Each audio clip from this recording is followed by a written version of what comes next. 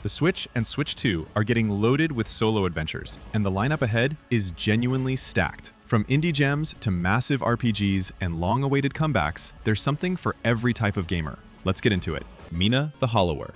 From the team behind Shovel Knight, Mina the Hollower puts you in control of a mouse scientist named Mina who gets shipwrecked on a cursed island. The whole place is overrun with ghosts, goblins, and corrupted creatures, and your job is to figure out what happened and restore the island's lost power.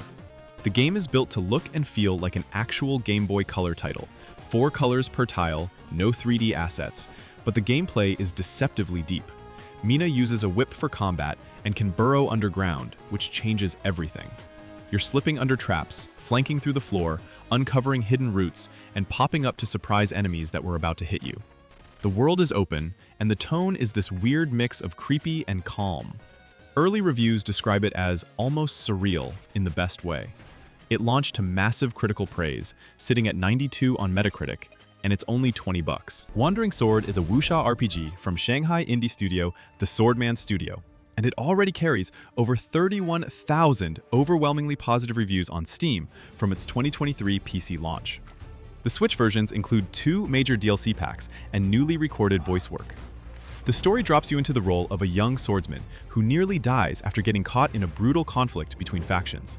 That brush with death sets you on a path to master the martial arts and become a legendary hero across a vast ancient China world. The combat lets you freely swap between turn-based and real-time battles on a tile-based grid, depending on how you want to play in any given moment. You learn dozens of weapon styles and martial arts schools, build relationships with NPCs, recruit companions, and your choices branch the story into 20 different endings. The handcrafted pixel art depicting ancient China is stunning and rare in modern gaming. The Adventures of Elliot, the Millennium Tales. This one comes from Team Asano at Square Enix, the people behind Octopath Traveler and Bravely Default. And it's their first real dive into action RPG combat instead of their usual turn-based formula. The HD 2D style, mixing pixel art with 3D environments, looks gorgeous. You play as Elliot, an adventurer who teams up with a fairy named Faye and enters newly discovered ruins outside the last human kingdom on a continent overrun by beast tribes. But the story doesn't stay in one time period. To break a curse on Princess Hyria, Elliot and Faye travel through a doorway of time, revisiting the same areas across 4 different ages, watching how the continent changes across 1,000 years of history. Combat is real-time action, where Faye's strategic support abilities add planning on top of the fast pace. The developers took demo feedback seriously and updated movement speed, added difficulty options, and polished interfaces before launch. Dragon is Dead is a dark fantasy side-scrolling roguelite that came to PC in June 2025 to a cult following and just hit consoles this April. The dragon Gurnian, leader of the Dark Dragons, has fallen. But before dying, he fled into a rift, and that death unleashed a corrupting energy that's spreading across the world, mutating life and twisting everything it touches. A fanatical human group called the Circle of the Black Dawn has seized Gurnian's heart and is using it to grab power. And you're the one pushing through corrupted zones to uncover the truth. You play as an immortal successor, chosen by 3 gods. Every time you die in combat, you revive, with your gear, runes, and progress intact. Hack-and-slash combat hits hard through 3 distinct classes, the Spellblade, the Berserker, and the Ranged Hunter, each with deep customizable skill trees. You hunt for legendary and mythic loot and slot runes to build wild, high-risk, high-reward loadouts. Farming Camp is shaping up to be one of the most charming cozy games coming to Nintendo Switch and Nintendo Switch 2, for players who enjoy relaxing farming adventures mixed with friendship and camp life. Instead of running a farm alone, the game places players inside Evertree Farming Camp, where young farmers compete, learn new skills, and work together through daily activities and seasonal events. Players can grow crops, care for animals, fish, cook meals, complete minigames, and explore colorful environments while building relationships with other campers. The gameplay focuses on creating a warm and relaxing atmosphere while still giving players progression systems and camp competitions that keep every day feeling rewarding. Its hand-drawn 2D art style gives the world a cozy personality that fits perfectly with the relaxing gameplay loop. Farming Camp is scheduled to launch on September 23, 2026 for Nintendo Switch and Nintendo Switch 2. Castlevania is back after a 12-year break, and the Dead Cells developers, Evil Empire and Motion Twin are the ones making it happen alongside Konami. It's Paris, $14.99, 23 years after Dracula's curse, and you play as a female descendant of Trevor Belmont, armed with a legendary Holy Whip vampire killer. The city is burning, monsters are crawling out of the shadows, and a castle has materialized right in the heart of Paris. This is a classic Metroidvania 2D action exploration, with a real map you're gradually opening up. No roguelite mechanics, just the freeform adventure the series is known for. The whip is central to everything: fighting, swinging across gaps, pulling off movement tricks that feel satisfying as you get faster. Among the confirmed encounters is a corrupted version of Joan of Arc. The developers deliberately set the game in France as a nod to their roots, and historical figures are woven throughout. SacriFire is a JRPG from Pixelated Milk, the studio behind Regalia and Warsaw, and it has been quietly building into something ambitious for years. You play as Ezekiel Raiden, a young priest training for an elite military sect in the underground city of Antioch. When a mysterious heretic called Prometheus steals the ancient artifact Malcora, an object believed capable of unleashing evil, Ezekiel is pulled into a conflict between gods and demons that has been brewing for thousands of years.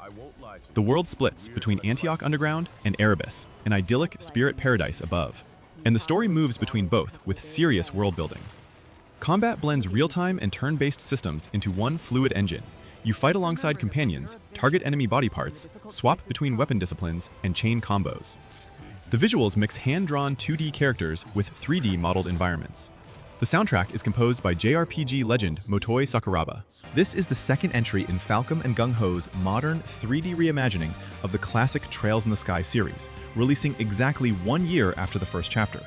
If you haven't played first chapter, it's already on Switch 2 with a free demo, and it's worth playing first because second chapter picks up immediately after its ending.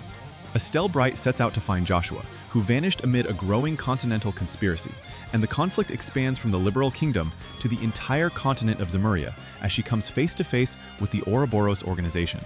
This chapter is widely considered one of the best entries in the entire Trails franchise. Character writing, payoff moments, and story depth all hit peak levels here. The combat is a hybrid of real-time quick battles and strategic turn-based planning, and this entry adds new crafts, S-crafts, and the Brave Rush mechanic. Party members beyond Estelle can now use crafts in quick battles too. Nearly 20 years after Oblivion helped shape the open-world RPG genre, it's finally landing on a Nintendo platform for the first time, rebuilt from scratch in Unreal Engine 5 by Bethesda Game Studios and Virtuos. The entire world of Cyrodiil has been reconstructed with ray tracing, overhauled models and textures, a reworked UI, improved hit detection, and modernized systems. The core experience is still the classic, stop the Daedric Prince Mehrunes Dagon from opening the gates to Oblivion and destroying the world. Or completely ignore that and spend 30 hours doing guild questlines, exploring caves, and getting sidetracked by every interesting cave you pass. The Switch 2 version includes the Shivering Isles and Knights of the Nine expansions, along with previously released DLC, making it the most complete version of the game available anywhere. This launched on other platforms in April 2025 to positive reviews, and the exact Switch 2 date hasn't been confirmed yet. Fire Emblem Fortune's Weave. The story revolves around the Heroic Games, a massive tournament declared by a figure called the Divine Sovereign, where the winner supposedly earns a wish.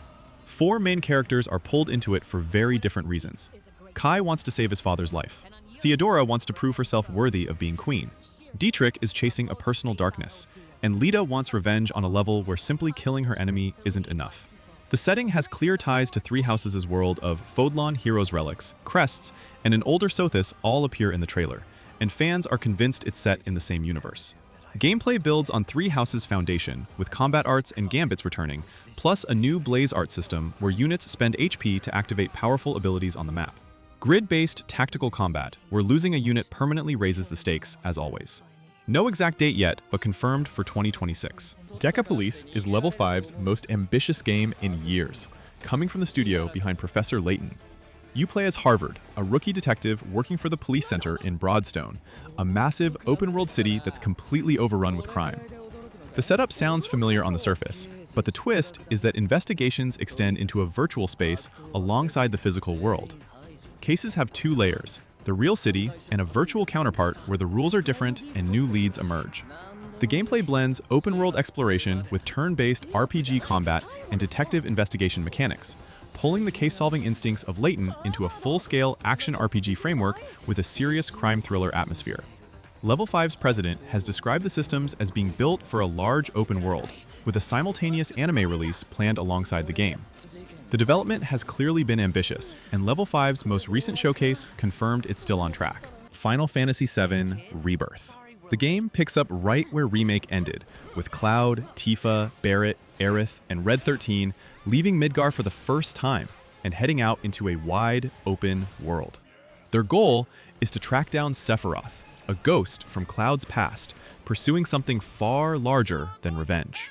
New companions like Yuffie and Kate Sith join along the way, and the story moves through unexpected places with sharp twists. Combat uses the hybrid action ATB system from Remake, expanded with synergy attacks between party members and more summons. Distinct world regions open up between story chapters. The Switch 2 port also adds a streamlined progression mode that removes resource limits for players who want to focus entirely on the narrative.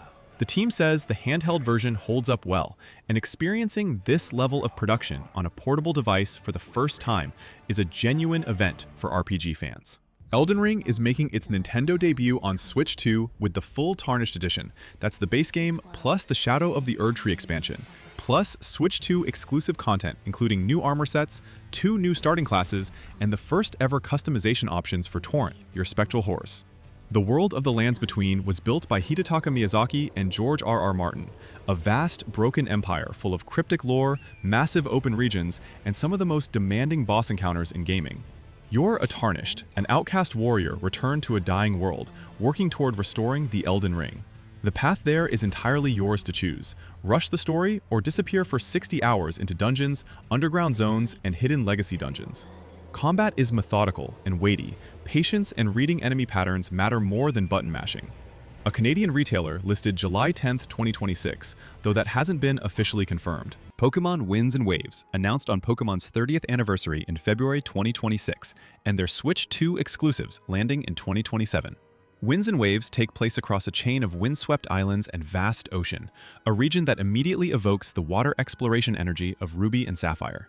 The environments include volcanic crags, murky swamplands, and ocean zones in a fully open world. 3 new starters were revealed: Brout, a grass-type beanchick, Pombon, a fire-type Pomeranian, and Gekwa, a water-type gecko. Like previous dual version entries, you pick between winds or waves and encounter slight differences between the two. Game Freak is taking more time with this one than usual, skipping 2026 entirely, and the visual leap over Switch 1 Pokémon games already looks dramatic in the reveal trailer. Fans who lived through the technical issues of Scarlet and Violet are cautiously optimistic that the extra development time means a cleaner, more polished experience. IO Interactive, the studio behind the modern Hitman trilogy, landed the James Bond license and built a full origin story from scratch. 007 First Light just launched on PC, PS5, and Xbox, with the Switch 2 version confirmed for later in 2026. You play as a 26-year-old Bond, not the unshakable 007 from the films, but a raw, impulsive recruit who's good at staying alive and very bad at following orders. After a heroic act as a naval air crewman, he's brought into MI6's revived 00 program. When a mission involving a rogue agent ends in tragedy, Bond and his reluctant mentor Greenway have to dig into a conspiracy reaching the heart of the state. The gameplay blends stealth, gadgets, gunplay, and hand-to-hand combat across mission-based levels in stunning global locations. IO's Hitman DNA shows up in the multi-approach mission design. You can go loud, silent, or social. Gadgets feel genuinely useful. A smartwatch that kills lights, hacking tools, distractions that clear rooms. 15 solo adventures worth marking your calendar for on Switch and Switch 2. Drop a comment on which one you're grabbing first, and subscribe for more Nintendo coverage. See you in the next one.